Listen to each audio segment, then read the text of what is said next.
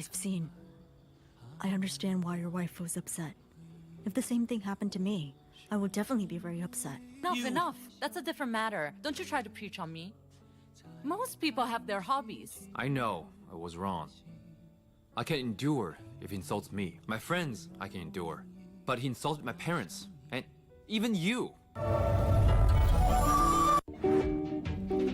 Mimi kefe chuma. Wewe chuma inatoka wapi?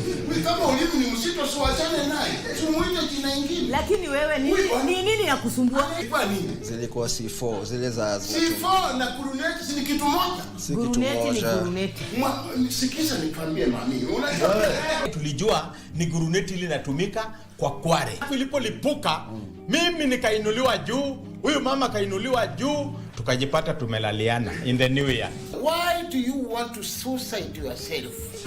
Mimi hakuna pale nitaka kujisuicide. Nataka kufungua mheshimiwa nikiwasha kumbe ilikuwa ni nuclear bomb mheshimiwa. Sikujua huyu nani mwingi ameniusia vitu ambaye it's not legit mheshimiwa. Mental health should also be a basic need to the PWDs because they go through a lot. Those who have acquired disability, please love them. Don't sympathize with us, just empathize with us. Before you say I cannot do anything, just try me. Give me a shot.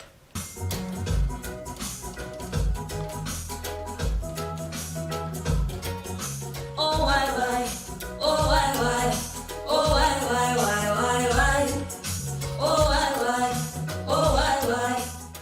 'cause we're differently.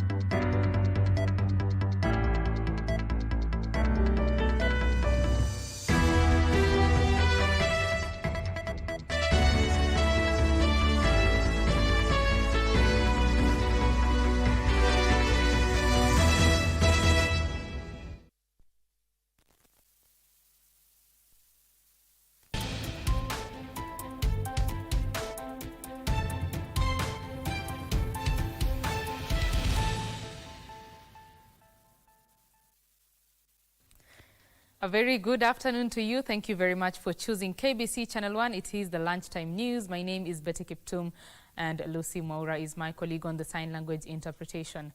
Bomet Governor Hilary Barchok has been arrested by the Ethics and Anti-Corruption Commission as part of an ongoing investigation into allegations of embezzling county funds and conflict of interest, where the governor is a suspect.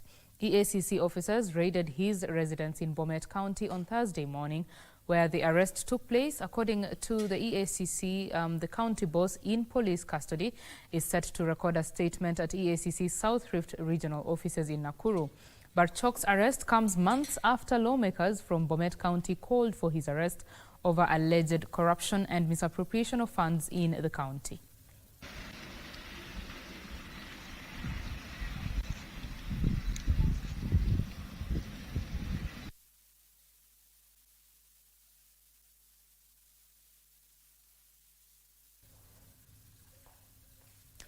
Moving on, retired President Uhuru Kenyatta now claims that Nairobi peace process into the DRC conflict, which he facilitated, was sidelined. Appearing to respond to criticism from Rwanda President Paul Kagame, who accused him of being overbearing on the process, Kenyatta claimed the process not only faced logistical headwinds but was equally being sabotaged. The former head of state insists that he is still committed to brokering truce between the Kinshasa regime and armed groups in eastern DRC, and says the Nairobi process and the Luanda process, which targets to end tensions between DRC and Rwanda, are the only solutions to the ongoing conflict. President William Ruto, who chairs the East African Community, and his Zimbabwean counterpart Emmerson Mnangagwa, who chairs the South African Development Community, that is SADC, have convened a joint summit of heads of state to discuss the conflict in eastern DRC.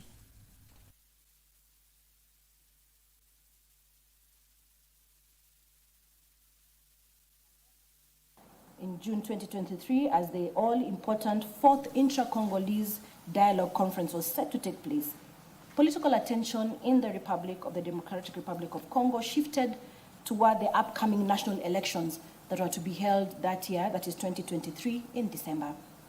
The shift resulted in the slowing down of the Nairobi peace process and, unfortunately, at the same time, a political impasse resulted in the withdrawal of the Kenya forces from the ICRAF. This suspension disrupted the momentum of the peace process, leading to a slowing down of the peace negotiations and a breakdown in military cooperation, and ultimately a resurgence of fighting in the region. Now, despite efforts to maintain dialogue, including consultations between the facilitator, President Tshisekedi of DRC, and the M23 leadership, the political and security landscape in the DRC became increasingly unstable. Following the December 2023 elections in the DRC, the formation of a new government delayed the resumption of the Nairobi process. The Nairobi peace process, though temporarily sidelined, remains a critical framework for dialogue and conflict resolution in the eastern DRC. The facilitator remains committed to finding pathways to peace in collaboration with the government of DRC, regional partners, and international stakeholders. To health matters now, stakeholders drawn from Kenya, Mozambique, Nigeria, Uganda, Tanzania, Zanzibar, Zambia, and the Kingdom of Eswatini have convened in Nairobi to chart the way forward on how to raise the estimated $6.3 billion or over 800 billion shillings needed annually to sustain and expand malaria control efforts. During the meeting, the stakeholders emphasized the need to close the country's malaria funding gap through domestic resource mobilization. Through such engagements, the stakeholders have pledged to accelerate Africa's progress against malaria by mobilizing commitments for advocacy, action, and resources across different sectors to address gaps and bottlenecks in respective national level malaria strategies. Close to 1 in every 5 or 6 seconds, a child or pregnant mother is affected with malaria. Our deaths in Africa alone probably are close to about 700,000. With the uncertainty of, say, the US government's funding of the other agencies that support malaria, we are just appealing to the private sector in all our various countries to really don't feel the donor fatigue which we heard earlier. It is our people. And the main reason, as my colleagues have said, is that we have a gap. And this gap has got to be filled. And believe you me, it's important to note that this is not a small gap, it's a huge gap. In Tanzania, for example, that gap is 53% of the required budget.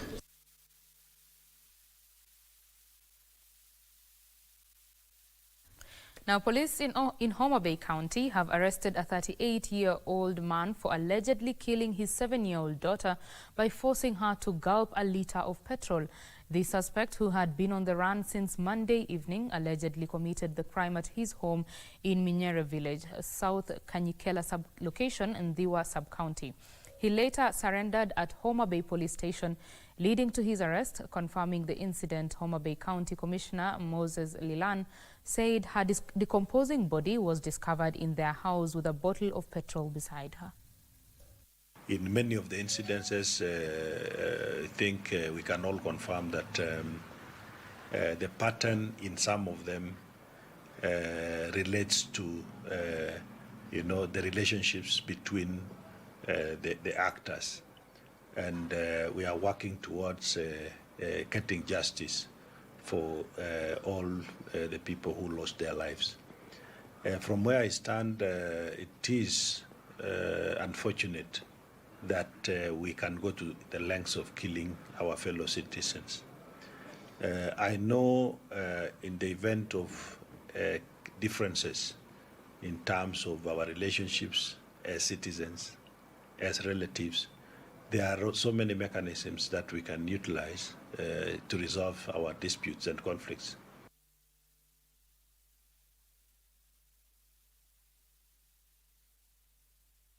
Quite an unfortunate turn of events there.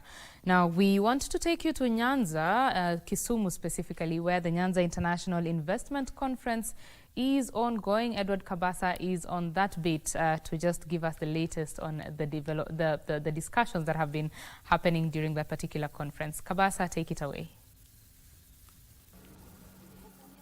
Good afternoon, Betty. The Nyanza Investment Conference kicked off this morning. There's a lot of expectation. The belief is that the region is full of opportunities, both in the people as well as the resources that exist in this region. The Lake Victoria is at the center of focus this weekend. How can Kenya utilize Lake Victoria and maximize on it? We did speak to the Deputy Chief of Staff in charge of performance and service delivery management, Eliud Owalo, who is also the former Cabinet Secretary for ICT. And he did say that there is a lot of opportunity in the region. And for 2 years, they have been trying to organize this event. And finally, the time has come. And it is going to be providing an opportunity for players to interact and reach to some agreement on the way forward. How can we ensure that the Nyanza region benefits from all the resources therein? We do expect that tomorrow the President will be officially opening this investment conference, and we await to see be coming from the national government. The governors from the Lake Region Economic Bloc will also be given the opportunity to present the areas that their counties are going to be focusing on. But right now, I am joined by the Principal Secretary for Industry, Dr. Juma Muhwana. You are live on KBC Channel 1. What sort of opportunities exist, especially in your docket? Thank you very much. I'm happy to join the people of Nyanza as they carry out this international conference on investments. As we've said before, Kenya is ready for investment. This region is a sleeping giant given the opportunities that are here, the lake itself, the vibrancy of the people, agricultural activities that are taking place. If you look at the whole region, for example, we have a very vibrant sugar sector, but we have not made good use of it because we have nearly 10 sugar companies around this region and the western Kenya. And we are producing sugar, but there is more potential. We can produce ethanol. We can have alcohol producing factories that can then piggyback on that sugar industry. I know there is a factory here that is already making ceramic tiles, Keda Ceramics. We have other industries around the fish and the lake, the blue economy. And if the Nyanza region can produce a lot of manufacturing, this will benefit the region because it's very well connected to Tanzania through Mwanza, Bukoba. It's very well connected to Uganda through Jinja and Entebbe. And we have ships, including MV Uhuru, which we launched here, that is able to transport a lot of the goods that are made in Kenya to go to the region, to Tanzania, to Uganda, to Burundi, to DRC, and even Uganda and Southern Sudan. So I think that, but when you look at the contribution of the Nyanza region, just the comparative figures, the region is only contributing 6% to manufacturing. If you compare that, for example, with Kiambu at 9%, or you compare that to Machakos at 5% and Kilifi and that kind of, the potential here has not been properly utilized. One of the areas that we also want to encourage people is private sector investment, because when you talk about manufacturing, the people of this region tend to think that manufacturing is for government. Government does not exist to set up industries, but we exist to set up good policies, to be good referees, to support private people that want to invest. So I know that we have companies like that are doing fish in Homa Bay. In this region, in terms of the national government, we are building county aggregation and industrial parks. We are doing this in Migori, which is doing very well now at 70% complete. In Homa Bay, about 40% complete. In Siaya. And when this is finished, what we want to encourage small-scale people to come up and invest in industries that will take advantage of the crops that we are growing here, sugarcane, maize, fish, and such like products, so that we can actually employ more people. So mine is to say this is an investment forum. We want to encourage the people of Nyanza to think manufacturing, because manufacturing is where we create employment for young people. Yeah. Thank you very much, Bwana PS. And before we wind up, Betty, I also have the PS, social protection. Of course, the Kenya's special groups and the elderly, they have a role to play. I have two questions for you, Bwana PS. Number one, what is the uptake of the social programs that your department is running?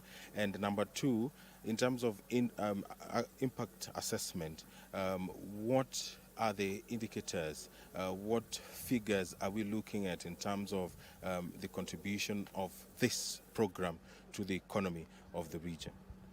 Thank you so much, and I thank you for having me. My name is Joseph Motari, the PS for Social Protection and Senior Citizen Affairs.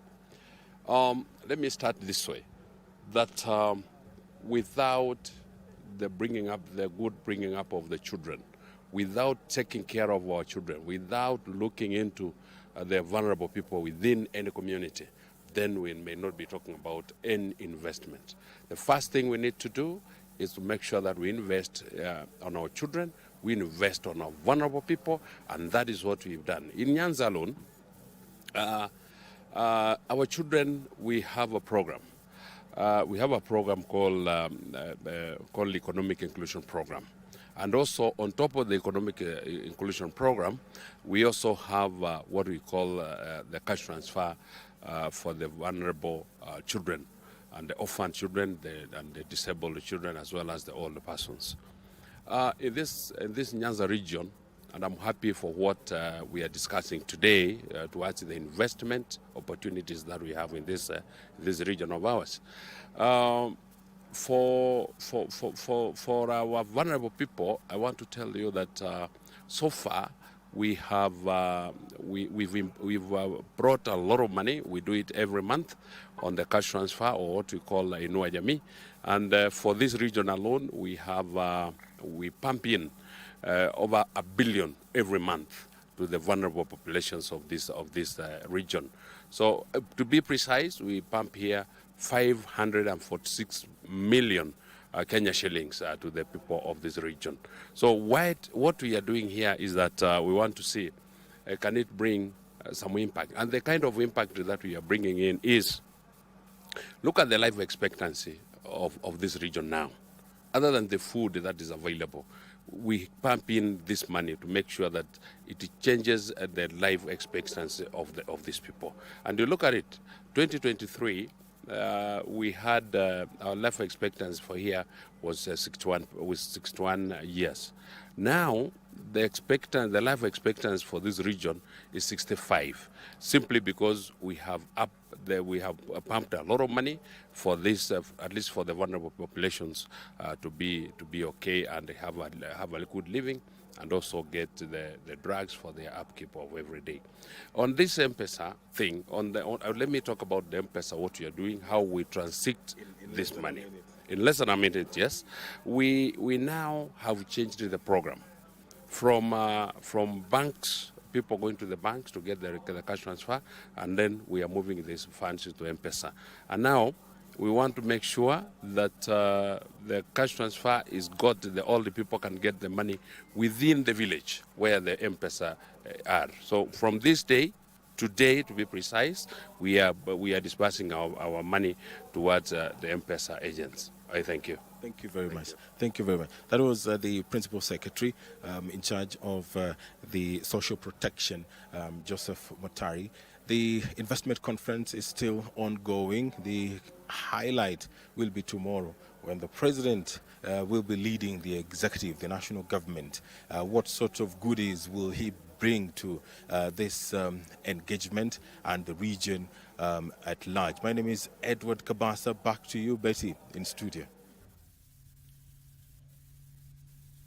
Thank you very much, Edward Kabasa there. Of course, we shall be expecting you to update us as those conversations continue to see how the Nyanza region can take advantage of all its resources to ensure that the economy grows. We now move on to other news. The killing of 50-year-old herder Isaac Jarso Delo in Kwale village, Tanara County, has sparked outrage among residents. Speaking at the slain victim's home in Kwale village, Tanara County, Speaker Osma Galole and former Governor Hussein Bado called on the government and the DCI to take action to ensure that the suspects are charged and deliver justice to the family.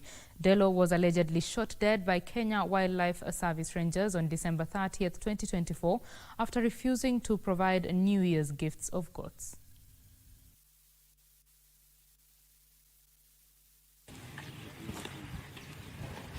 Mwalimu Isaac Jarso ni mtoto wa ndugu yangu ambaye kuwa mimi ni baba yake. Haki yake, damu yake ya watoto wake, haki yake ipatikane, tusidhulumiwe, haki yake ikosekane. Na familia mpaka leo ina wasiwasi, inasema kwa nini haki haijatendeka, wahusika mpaka saa hii hawajashikwa.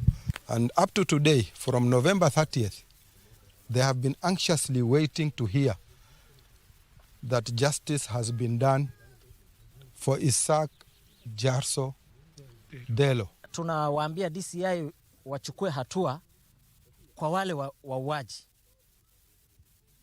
Wauaji hawajashikwa na uchunguzi inafanywa na DCI.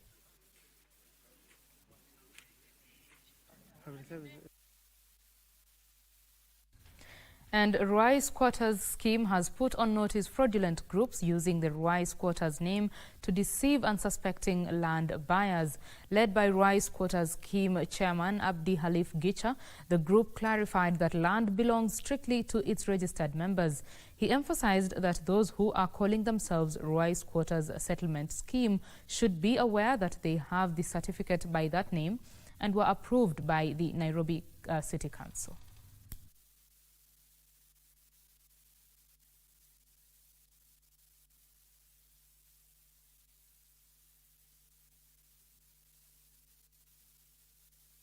Kunyang'anywa pesa yake ama kudanganywa ama kulagaiwa pesa, atapewa ardhi Ruai ya squatter, tafadhali afanye haraka, akimbia kwa police station, aweze kurudishiwa pesa yake. Sisi ndo tumechukua certificate na hiyo jina.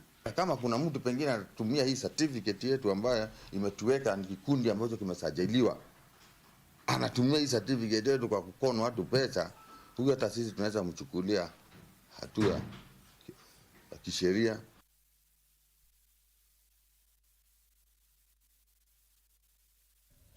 And members of Solai Homa Bay Farm Limited have appealed to the government to assist them retain ownership of the 8,000-acre land in Oljorai, Gilgil, Nakuru County. The over 1,500 members claim a group of hundreds of members want to evict those occupying the land and take over the ownership of the land without proper documentation. Musa Toroitich, the chair of Homa Bay, said a group calling themselves Larry Nyakinyua Group insists that they own the land. Ni ya kampuni inaitwa Solai Homa Bay Farm Limited. Shamba letu ni eka 8,000 na tulinunua kwa milioni 24. Baada ya kukamilisha tukapewa title deed. Na kule kuna watu ambaye wamekaa kwa shamba letu ambaye ni squatters. Hii ndio order ambayo tumesimamisha Larry Nyakenywa wasikuja na hiyo ukali yao na wale broker ambayo wamesikirikiana kutafuta kukula pesa ya watu, kwa sababu ile watu walikuja sio wale members wa Larry Nyakenywa na sio ile members ya Homa Bay. Wale ni mabrokers wamesanya pesa ya watu.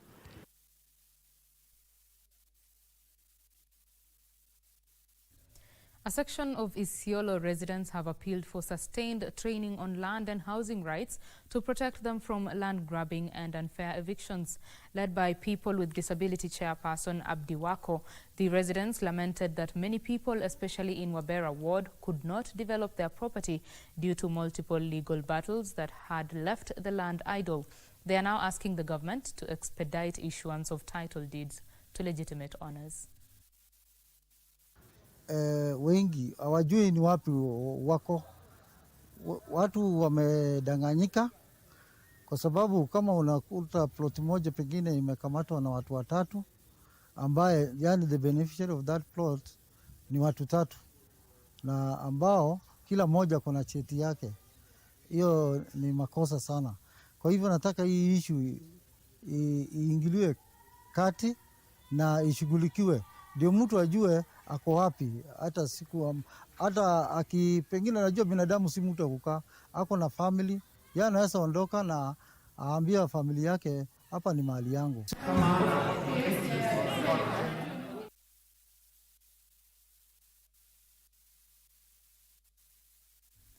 Machakos Governor Wavinya Ndeti now says her government is contemplating additional budgetary allocation to the ongoing Machakos Youth Empowerment Plan to double the number of youth in the county being recruited into the National Youth Service from the current 1,000. According to the governor, young people trained under the program dubbed Machakos Youth Service will be enrolled to study various vocational courses before joining community service. At the same time, she warned against inciting young people to violence for political expediency. Na watoto tutapindua maisha yao. Wengine wao walikuwa wanakunya vile nimwambia dawa za kulevya. And you see them now, they are clean, they are neat. And for us, we say we must give our children hope.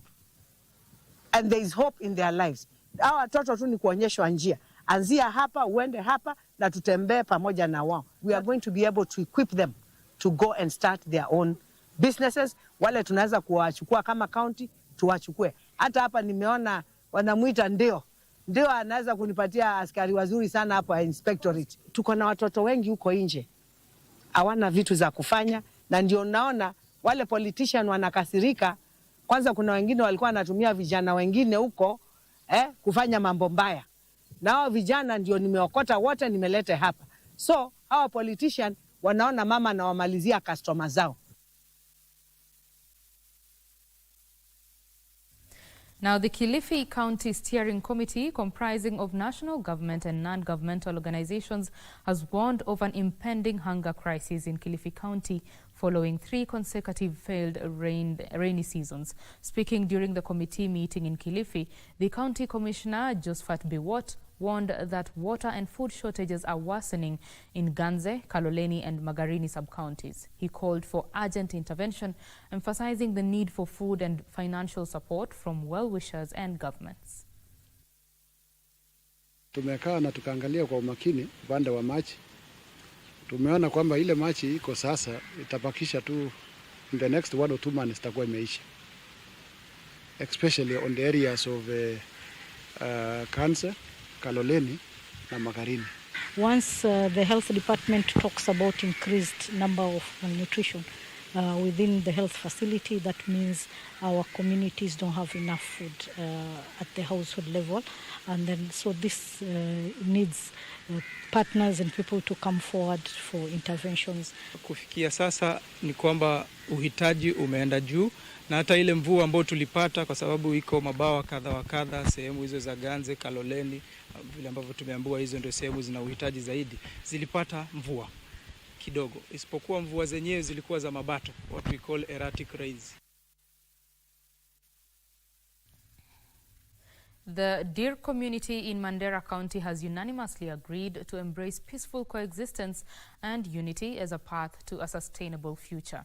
Speaking during the election of the Dir community chairman, the elders urged members to shun divisions and focus on intercommunity relations to ensure long-term stability in the county.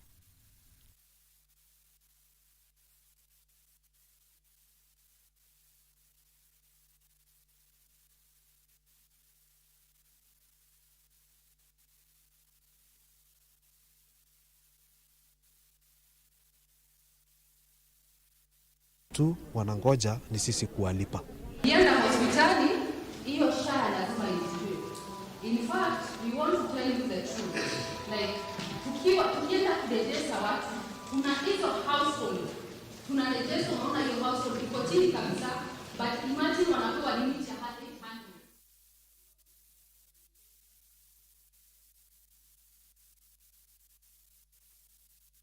Now, Well, let's take a quick break here on Lunchtime News. When we come back, we shall be telling you more news, including business and sports. Do stay with us.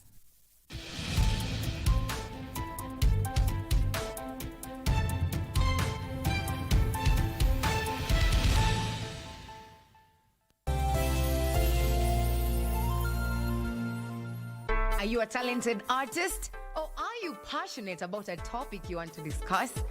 But money can be very hard to find for an upcoming artist.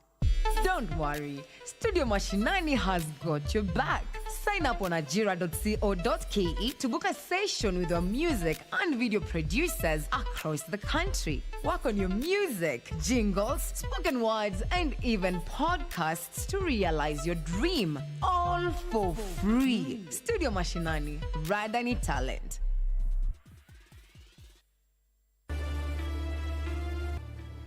Leo nataka chakula cha mchana na cha usiku kiendane na vile roho yangu inavyotaka.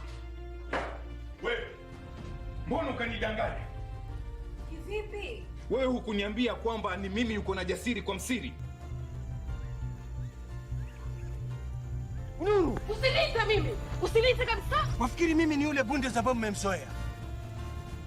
Mimi nalindwa masaa 24. Walindwa na nani?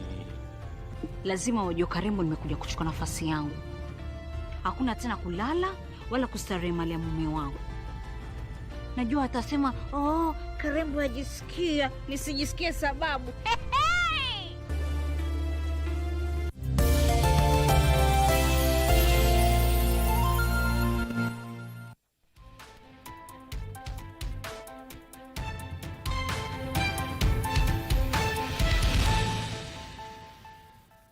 Thank you for staying with Channel 1. You are watching the Lunchtime News.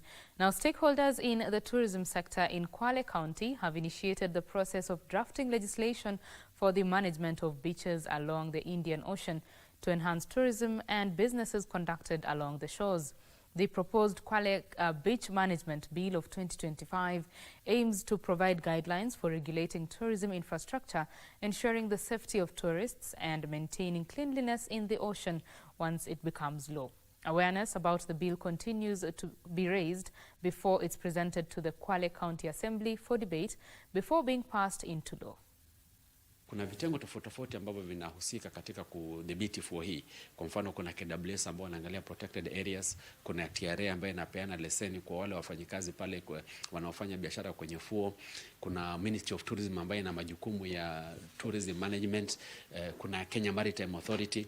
Kwa hivyo tunapokosa sheria ya county inakuwa na changamoto kwa sababu kila mtu anamlaumu mwingine. Mambo ya usafi pia ni lazima mimi kama mwekezaji niwajibike kuhakikisha kuwa mazingira yangu nimeweka yakiwa masafi. Kwa hivyo haya mambo yote yanachangia kwa ile tunaita sustainability. Yule mgeni ambaye anataka kuja kufanya kazi hapa atakuwa lazima afuate sheria fulani ya kuweza kufanya kazi na sisi. Now, a family in Kisii County is in distress following the mysterious disappearance of their loved one. Ezekiel Machuki, a former boda operator, went missing mid-November last year. Machuki's mother claims a Kenya Defence Forces soldier, who was also his friend, may have information about his whereabouts after the soldier allegedly obtained 400,000 shillings from Ezekiel, promising to help him get recruited in the army. The matter was reported to authorities and the soldier was summoned by the Directorate of Criminal Investigations, but Machuki is yet to be found. The family now want help in getting their kin back home.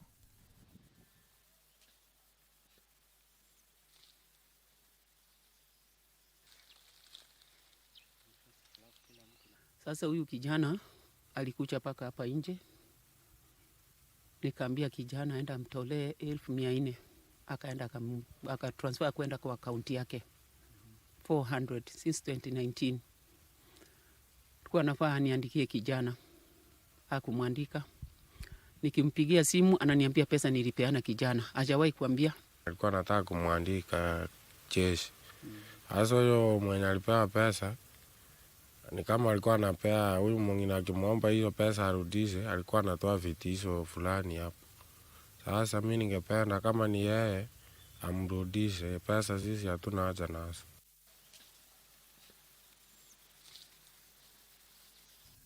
And leaders in Migori County have accused the Social Health Authority officials of undermining the implementation of the health insurance.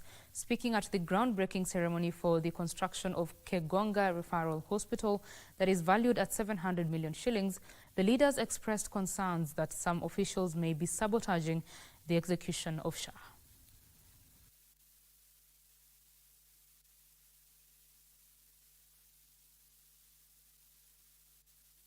Kuimarisha huduma hapa, and the more you come to these hostels, hii kama hii tunajenga hapa, ile pesa ambayo the hostel will be able to claim, mukija hapa 20,000 people per year, each of you will attract a claim. Nyinyi watu ambao mnafanya kazi pale SHA Nairobi, tumegundua nyinyi ndio mna sabotage program ya SHA hii. Nyinyi mumejua vizuri sana kwamba leo Kuria East tunafanya usajili mass registration, tuna kickstart hiyo. Alafu tumefanya 1 hour watu karibu 1,000, then mnazima system pale Nairobi. Hospitali yetu ya Kegonga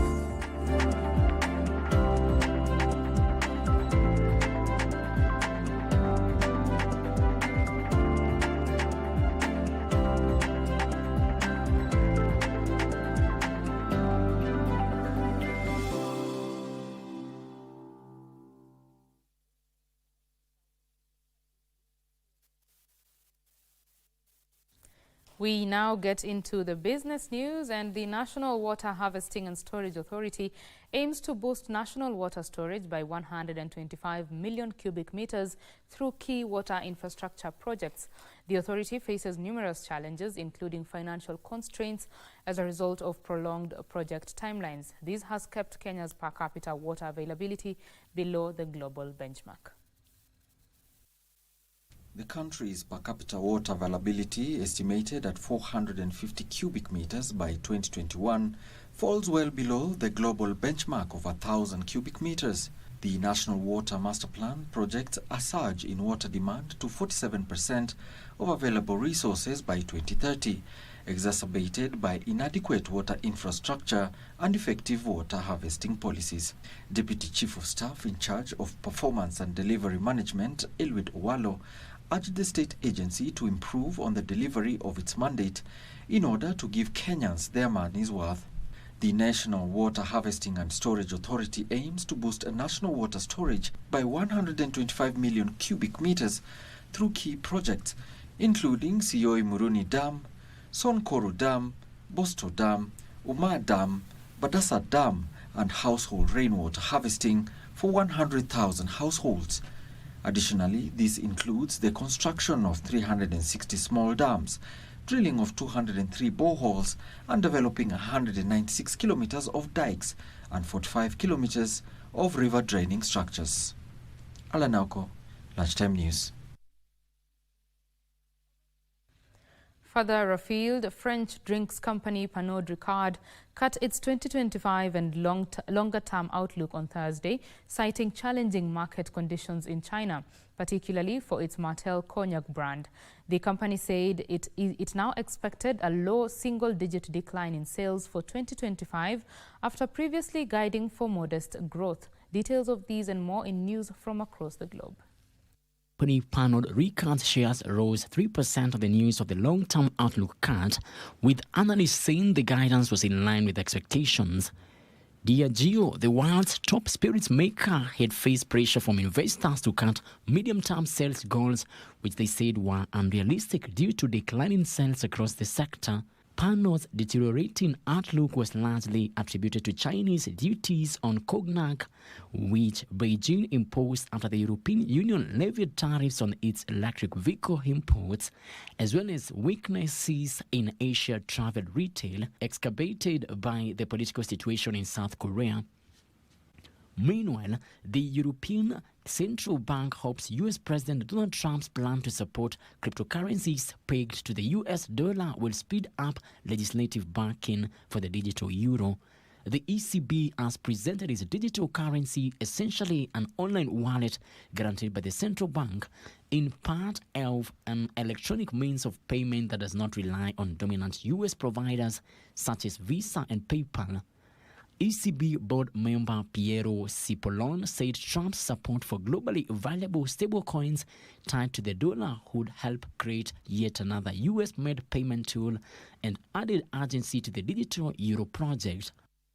Finally, Boeing says it expects Indian and South Asian airlines will add 2,835 commercial aircraft to their fleet over the next 20 years, a fourfold increase over current levels as a rising middle class and healthy economic growth spur travel. The U.S. plane maker's previous rolling 20-year market forecast issued last year was for 2,705 jets. The plane maker estimated in the closely watched forecast that carriers in the two regions will take delivery of 2,445 single-aisle aircraft, representing roughly 9 out of 10 deliveries, while wide-body fleet size will quadruple after adding 370 aircraft.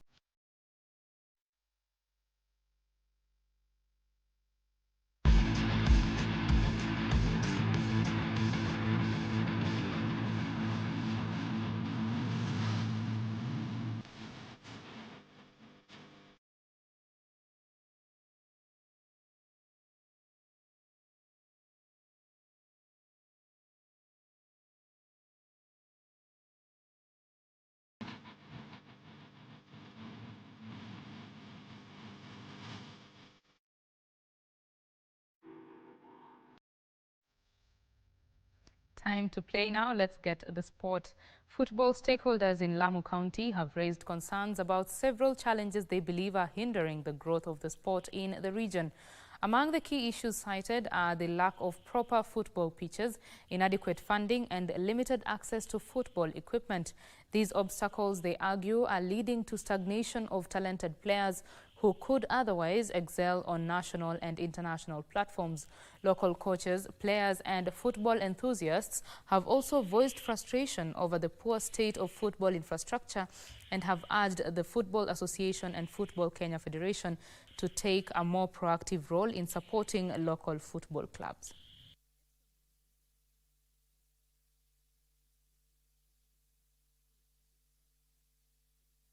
Tumeweza kuongea pia changamoto ambao kwamba vijana wanaweza kuzi-experience, especially the leaders, the team leaders, the captains wanaweza ku-experience kutoka kwa FKF, kutoka FA, na wameweza kuongea hizo changamoto. Na ni kuomba ya kwamba katika national government, katika national ya FKF na FA waweze kuhakikisha kwamba wanaangalia wakuu wao katika county tofauti tofauti ikiwepo Lamu County. Kwa hivyo kunahitajika nguvu kutoka kwa viongozi, na jambo lingine waweze kuboresha mpaka ile mazingira, kwa sababu kama swala mzima la uwanja limeinuka, viwanja viko hali mbaya. Alafu jambo la mwisho ambalo litasaidia, Sports Act 2013 ikuwe fully implemented na county government iweze kushirikiana na sports associations kulingana na Sports Act 2013.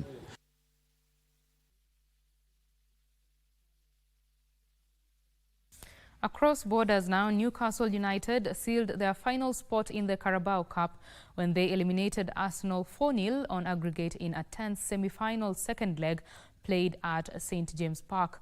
The Magpies led 2-0 from the first leg to double their lead in the return. Jacob Murphy catalyzed Newcastle United's win in the 16th minute, a few minutes after Martin Odegaard missed a chance for the Gunners. Anthony Gordon cemented Arsenal's fate in the 52nd minute. Newcastle will face either the defending champions, Liverpool, or Tottenham Hotspurs in the finals on the 16th of March at Wembley. The two teams meet tonight in the remaining semi-final return, where Liverpool, who trail by a solitary goal, look forward to overturning that deficit in front of their home fans.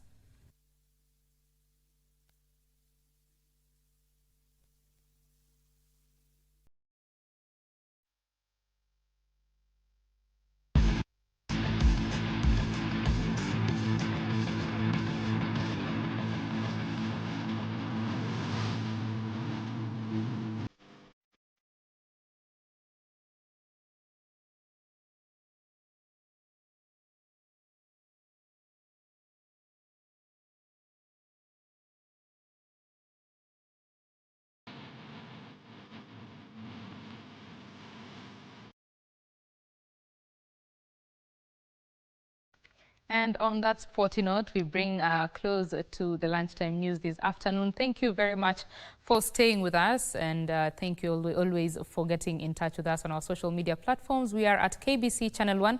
My personal Twitter handle is at Betty Kiptum. From the entire team that made this possible, we wish you a lovely afternoon. Bye-bye.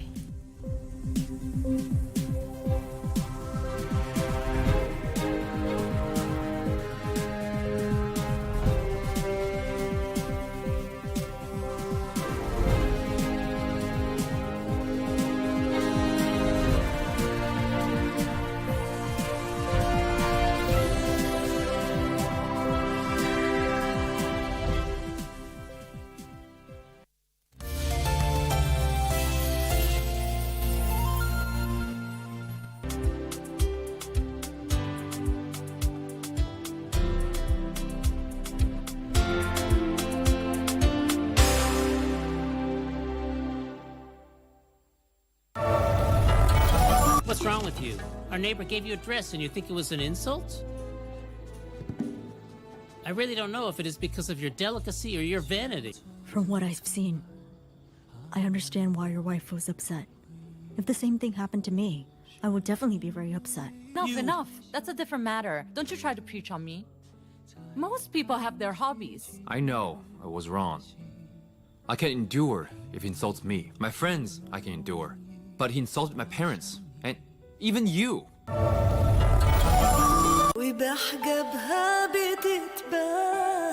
Kutafuta moyo mwingine kwa sababu moyo wako tayari ushakufa.